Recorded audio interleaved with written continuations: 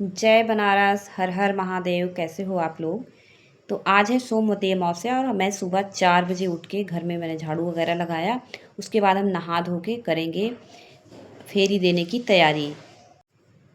चूड़ी हमने रात में ही पहन लिया था क्योंकि बिना जब नहाने के बाद कुछ खाने के बाद ही चूड़ी वगैरह पहनी जाती है, तो इसलिए हमने रात में ही चूड़ी पहन ली थी। अब नहा धोकर हम यहाँ पे तैयार हो जाएंगे और बाकी की हमने सारी तैयारियाँ कर ली है फेरी देने की। एक दिन पहले ही हमने कर ली थी। आप लोग को वीडियो में हमने दिखाया भी था, शॉर्ट वीडियो मेरा आप लोगों ने देखा था। तो उसमें मैंने सारी तैयारियाँ एक दिन पहले ही कंप्लीट कर ली थी। और अब पैर में लगाएंगे आलता, क्योंकि सुहागन महिलाओं को आलता लगा के ही कोई भी पूजा पाठ में बैठना चाहिए। यहाँ पे हमने सारी सामग्री इकट्ठा कर ली है। चूड़ी है, बिंदी है, सिंदूर है, आलता है, आटा है, चावल है, दाल है। ये तो सारा चीज़ दान किया जाएगा। अब इसमें आप क्या करेंगे, आप बहुत लोग कन्फ्यूजन में रहते हैं कि चूड़ी चढ़ाने के बाद क्या उसे लाया जाता है घर। तो हाँ, चूड़ी आप प्रसाद में ले सकते हैं। आप 5 चूड़ी 7 चूड़ी आप प्रसाद के रूप में ले सकते हैं। बाकी आपको दान अगर करना है तो दान कर सकते हैं। इससे सुहाग का सामान भी दान करने से बहुत अच्छा होता है।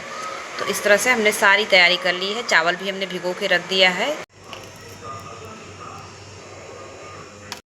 हम तैयार हो चुके हैं और अब हम करेंगे पूजा। और यहाँ पे देखिए हम अगियारी कर रहे हैं क्योंकि आज है सोमवती अमावस्या, तो ये पितरों की भी अमावस्या होती है। तो अगियारी करना बहुत ज़रूरी होता है। पितरों के निमित्त भी आप अगियारी कर सकते हैं। हमने इधर चावल भी पीस लिया, इसमें हल्दी मिक्स कर लिया और अब हम निकल पड़े हैं फेरी देने के लिए। जब अमावस्या तिथि सोमवार को पड़ती है तो उसे सोमवती अमावस्या कहा जाता है। हिंदू धर्म में इसका विशेष महत्व माना गया है। इस दिन विशेष रूप से विवाहित स्त्रियां अपने पति की दीर्घायु और परिवार में खुशहाली बनाए रखने के लिए व्रत करती हैं। फेरी देते समय भगवान विष्णु के नाम का जाप करना चाहिए। पीपल के में समस्त देवता का वास होता है। सफलता मिलती है पीपल के वृक्ष की परिक्रमा करने से।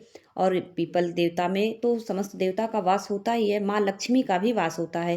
फेरी देते समय जैसे मैंने आपको दिखाया कि यहाँ पे हमने सोमा धोवन का एक चित्र बनाया है चावल से, जो पिसा हुआ चावल था उस पे सिंदूर लगाते हैं। इस तरह से सिंदूर लगाते जाइए, जितनी बार फेरी दीजिए उतनी बार सिंदूर लगाइए और वही सिंदूर अपनी मांग में लगा लीजिए। फिर जिस चीज़ से आप प्रदक्षिणा दे रहे हैं उसको हाथ में उठाइए। और इस तरह से हमने सारी सुहाग की सामग्री चढ़ाई है। इसे दान देना होता है किसी सुहागन महिला को। और नहीं आपको के आसपास हैं तो आप अपनी ननद या भांजी को दे सकती हैं ये सारा जो दान का सामान है।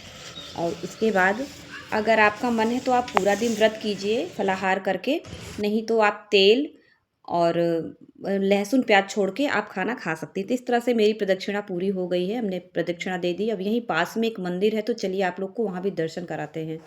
तो यहाँ पे देखिए पास में ही बहुत ही अच्छा मंदिर है, अभी नया मंदिर ये बना है। यहाँ पे सारे भगवान जी हैं, तो इसलिए हमने भी सुना कि यहाँ पे बहुत अच्छा ये है। तो यहाँ पे देखिए भोले बाबा हैं, दुर्गा माता हैं और ये हैं बंजारा माता। उन्हीं के नाम से ये मंदिर बना था स्टार्टिंग में, पहले उन्हीं के नाम से ये रखा गया था। पहले बंजारा माता का ही जो है स्थापना हुई थी। उसके बाद यहाँ पे सारे भगवान जी हैं, हनुमान जी हैं, श्री राम दरबार है। ये देखिए श्री राम दरबार कितना सुंदर लग रहा है। मेरा तो यहाँ से जाने का ही मन नहीं हो रहा था। बहुत अच्छा हनुमान जी हैं देखिए, बहुत अच्छा लगा।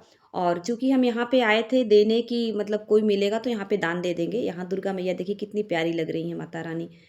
तो कोई नहीं मिला यहाँ पे तो हम आ गए दूसरे मंदिर। तो देखिए दूसरा मंदिर भी आपको दिखा रहे हैं। यहाँ भी शिव जी का मंदिर है ये, हनुमान जी हैं, यहाँ भी सारे विग्रह हैं। तो ये शिव जी हैं। यहाँ भी हम लोगों ने जलाभिषेक किया और यहीं पे हमने दान दिया, क्योंकि वहाँ पे दान जो थी लेने वाली वो लोग सुबह ही निकल गई थी।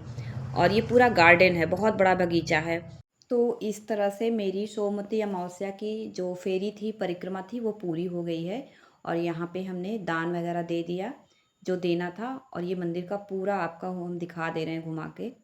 ये देखिए पूरा, और धूप काफ़ी हो गई है। और यहाँ पे ना नीचे जो है ऐसे एक स्विमिंग पूल टाइप का बना है, एक झरना, इससे मतलब पानी का फवारा निकलता है। अभी तो सूखा हुआ है और धूप बहुत ज़्यादा हो गई है। अब हम लोग जाएंगे घर।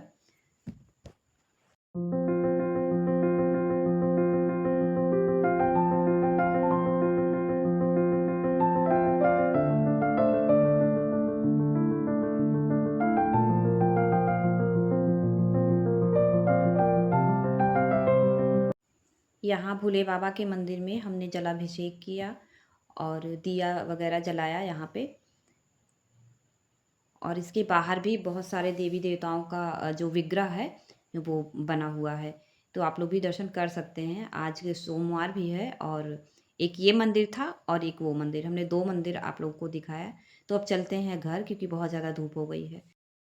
परिक्रमा लगा के हम आ गए हैं, बहुत गर्मी है। आप करेंगे थोड़ा आराम। आप अमावस्या के दिन आप घर के बाहर मुख्य द्वार पे चौमुखी दिया जरूर जलाएं हर अमावस्या को। इससे पितृ दोष खत्म होता है। तो बाती किस तरह से बनानी मैंने कई बार आप लोग को बताया। बाती इस तरह से थोड़ा बड़ा बनाइए क्योंकि चौमुखी दीपक है। ये इस तरह से बाती बना लीजिए। इस तरह से हम मिट्टी के बर्तन में भी आप बना सकते हैं, मिट्टी के दिए में भी आप इसे जला सकते हैं। और अगर आटे का दिया बना लेंगे तो और अच्छा रहेगा, नहीं तो किसी पीतल के दिए में भी आप जला सकते हैं। तो चौमुखी दीपक जलाने के लिए सबसे पहले बाती बनानी होती है, तो बाती थोड़ी बड़ी बनाएं जिससे कि दीपक बढ़िया तरीके से जल सके। इस तरह से हमने देखिए दीपक तैयार कर लिया है। ये अमावस्या पितरों के निमित्त होती है, तो इसमें थोड़ा सा काला तिल जरूर डालें। और आज है सोमवती अमावस्या, तो सोमवती अमावस्या को छोड़ के बाकी के दिन आप सरसों के तेल का ही दीपक जलाएं। तो आज तो आप इसमें तिल के तेल से जलाया जाएगा। इस तरह से हमने इसमें तिल का तेल डाल दिया है और इसे अच्छे से बाती को भिगो के बाहर इसे जला दें। तो इस तरीके से दीपक जला के और घर के मुख्य द्वार पे जला दीजिए, रख दीजिए।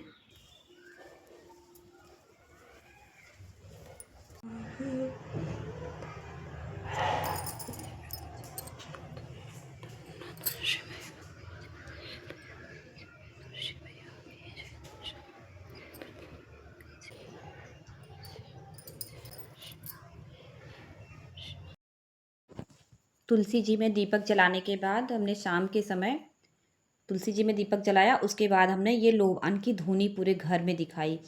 और अमावस्या के दिन ज़रूर ये कार्य कीजिए, बहुत ही अच्छा होता है। घर से निगेटिविटी बाहर जाती है। और जो है इसको पूरे घर में दिखा दीजिए। ये लोबान की धूनी है और पूरे घर में दिखाने के बाद आप इसे बीच आंगन में रख दीजिए, या तो फिर घर के मुख्य द्वार पे बाहर रखिए। वैसे बाहर लोग नहीं रखते हैं, अंदर ही रख दीजिए, ज़्यादा अच्छा रहेगा। तो इस तरह से पूरे घर में आप घुमा दीजिए, बहुत ही अच्छा होता है। घर की सारी निगेटिविटी बाहर चली जाती है।